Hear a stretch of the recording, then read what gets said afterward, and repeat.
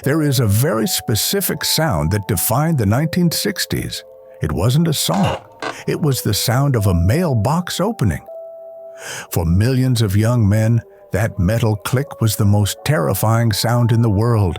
It meant a letter from the Selective Service. It meant you were going to Vietnam.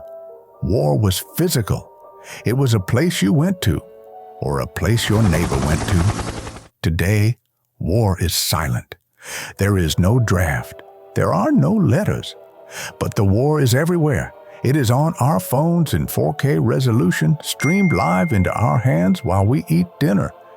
We have traded the draft card for Doomscrolling. And while our bodies are safer, our minds have never been more on the front lines.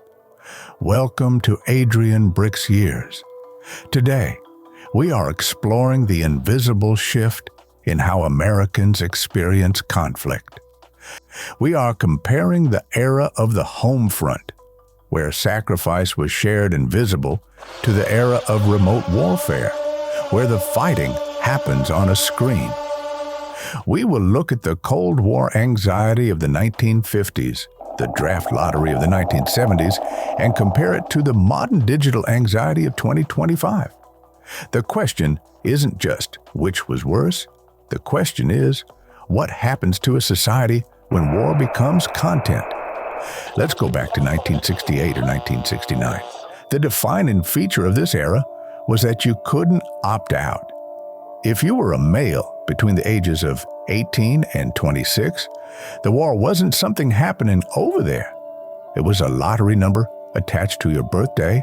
On December 1st, 1969, the first draft lottery since World War II was held. It was broadcast on TV and radio. Imagine the tension in a college dorm room or a living room.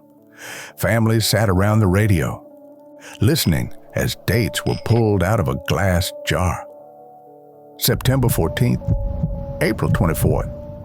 If your birthday was called early, your life changed instantly. You were going. This created a shared national reality. Whether you were a banker's son or a mechanic's son, the draft was the great equalizer. Though loopholes existed, the fear was universal. The Homefront was a real place. People collected scrap metal in WWL or bought war bonds.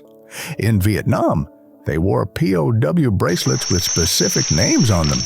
The sacrifice disrupted daily life. You felt the absence of the grocer's son. You saw the gold stars in windows. But there was also a separation.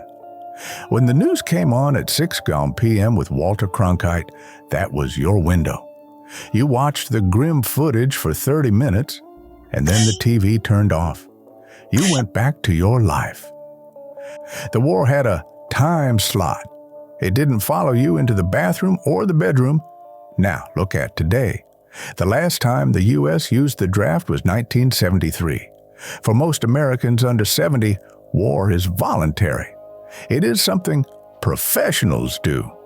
Physically, we are safer. The average American has zero risk of being forced into a trench. But psychologically, we are under constant siege. We don't have Walter Cronkite giving us a summary at 6 p.m. We have Twitter, TikTok, and Telegram giving us raw, unedited footage 24 hours a day. We see drone strikes in real time. We see soldiers filming themselves in trenches. We see the aftermath of battles before the generals even know about them. This is digital anxiety. In the Cold War, the fear was the bomb. It was a singular, massive, existential threat. We did duck and cover drills. It was scary, but it was abstract. It might happen, or it might not. Today, the fear is microdosed. We absorb a tiny amount of trauma every time we unlock our phones. We are spectators to suffering. We feel helpless because we know too much, but can do too little. We don't buy war bonds. We don't ration sugar. We just watch. And that passivity creates a strange kind of guilt and exhaustion that the previous generation didn't have. The turning point was the Gulf War in 1991. This was the first televised war. CNN broadcast the bombing of Baghdad live. It looked like a video game. Night vision, green tracers, precision strikes. It sanitized war. It made it look clean, technological, and distant. This technology evolved into the drone age. Now, a pilot can sit in a trailer in Nevada, fly a drone over a desert 7,000 miles away, press a button, and then drive home to have dinner with his kids at 5 p.m. The battlefield and the Homefront have merged. There is no separation anymore. The deepest difference is about community versus isolation. In the Vietnam era, the draft was divisive. Yes, it caused protests. It tore the country apart. But it also brought people together. The protest was a physical gathering. The support groups were real people meeting in church basements. The grief was public. When a town lost a boy, the town mourned. Today, our experience of global conflict is deeply lonely. We doom scroll alone in bed at 11 p.m. We get angry at a headline, leave a comment, and close the app. We carry the weight of the world's pain, but we don't have the community structure to process it. We are isolated by the very technology that connects us to the war. The home front is gone. Now, every single phone is a front line. So, which is harder?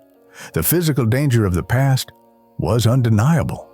The fear of the draft letter was a sharp, piercing terror that we should be thankful we don't face today. The greatest generation and the Vietnam generation put their bodies on the line in a way we must respect. But the modern burden is a chronic, low-level stress. It is the inability to look away. It is the fatigue of seeing the world burn in high definition and feeling powerless to stop it. We have traded the draft for the feed. We have traded physical risk for mental exhaustion. The lesson here is about boundaries. The previous generation didn't have a choice about the war entering their lives. The government sent them a letter. We do have a choice. We can choose to put the phone down. We can choose to disconnect. We can choose to realize that watching the war is not the same as helping. Perhaps we need to relearn the 6 p.m. rule. To stay informed, yes, but to protect our peace once the news is over. I want to ask the veterans and the families watching, what was the mood in your house when the draft lottery was on TV? And for the younger generation, do you feel that watching the news helps? Or does it just paralyze you? Let's have a respectful conversation in the comments. And for more stories about how American life has shifted, subscribe to Adrian Brix Years.